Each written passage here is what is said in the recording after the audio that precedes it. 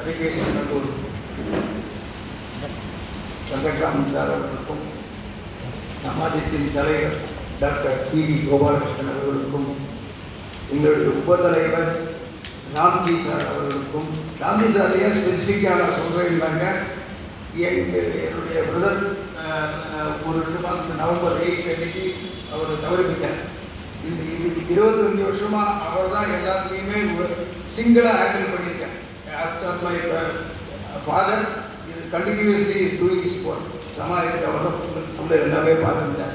In absence of that Rajaram my brother ஒரு vacuum இருந்தது. அந்த வேக்யூம் எப்படி சால்வ் பண்ணுறதுன்ற ஒரு ஸ்ட்ரகிளிங் தான் ராம்ஜி சார் தான் வந்து எங்களுக்கு கைட்லைன் பண்ணேன். Each and every day E spoke to me.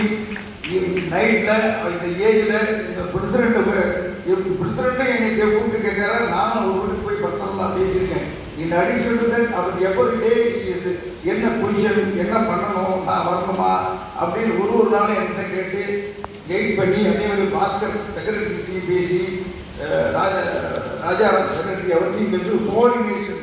இது சமாஜன்றது ஒரு மியூசிஷியன் டு ரெண்டு சபா. அதில் வந்து எல்லோரும் கோஆர்டினேஷன் இருந்தால் தான் இத்தனை வருஷம் இந்த சமாஜம் 97 வருஷமாக நடக்கிறது தான் only because of the musician coordination ரசிகா அப்படின்றது தான் இருக்குது.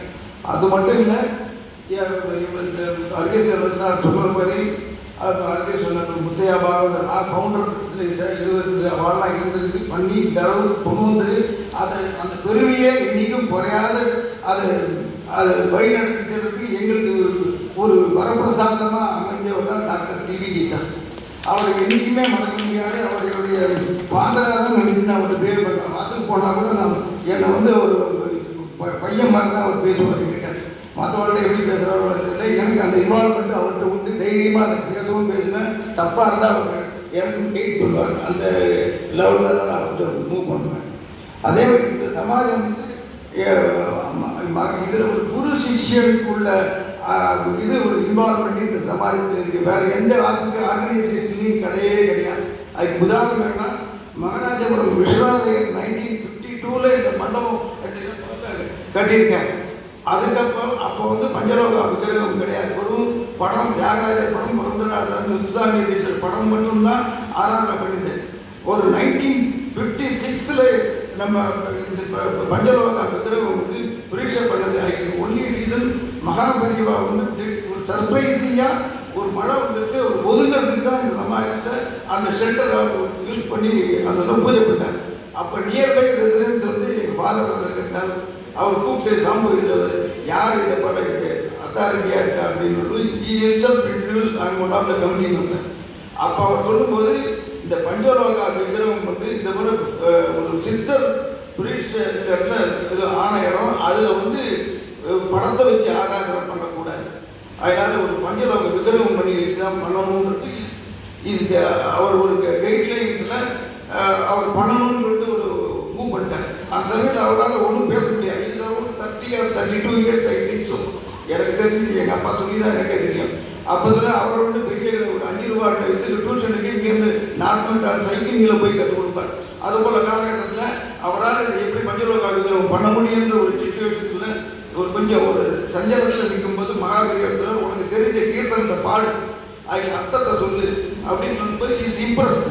உடனே வித்தின் அவர் is arranging for violin and mridangam for supporting artist. அப்போ அவர் ஆரம்பிச்சுட்டு தான் அந்த ஃப்ளோவில் நார்த் இந்தியா முழுக்கும் அரிகதா கலெக்ஷன் பண்ணி அந்த பிராச்சியத்தை வச்சு அவர் பஞ்சலோகா விக்கிரகம் பண்ணார். அந்த பஞ்சலோகா விக்கிரகம் வந்து 48 நாள் வந்து அது நெல் பத்தாயத்தில் வச்சு ஆகம சாஸ்திரத்து பிரகாரம் பண்ணுறதுக்கு இன்றைக்கி வந்து எங்கள் காலத்துக்கு பக்கத்தில் 4வது வீடு, அது இப்போ குருமூர்த்தி அந்த வீட்டில் இருக்கார்.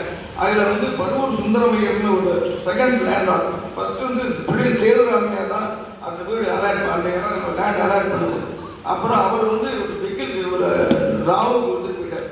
அவர் வந்து ராவு வந்து ஒரு வெக்கில் விட்டு பண்ண வெக்கில் வந்து ஒரு லேண்டர். அவர் வீட்டில் எப்பவுமே நெல் பத்தாயம் வேர்க்கடலை இது அப்படின்னு ஒரு பெரிய விருப்பம். அதில் தான் இந்த தியாகராஜரோட விக்கிரகம் வச்சு 48 நாள் அந்த ஆத்ம சாஸ்திர பிரகாரம் பண்ணி, அதுக்கப்புறம் அதை வந்து மகாபெரியோட டைரக்ஷனில் இங்கே புரீட்சை பண்ணி பண்ணது.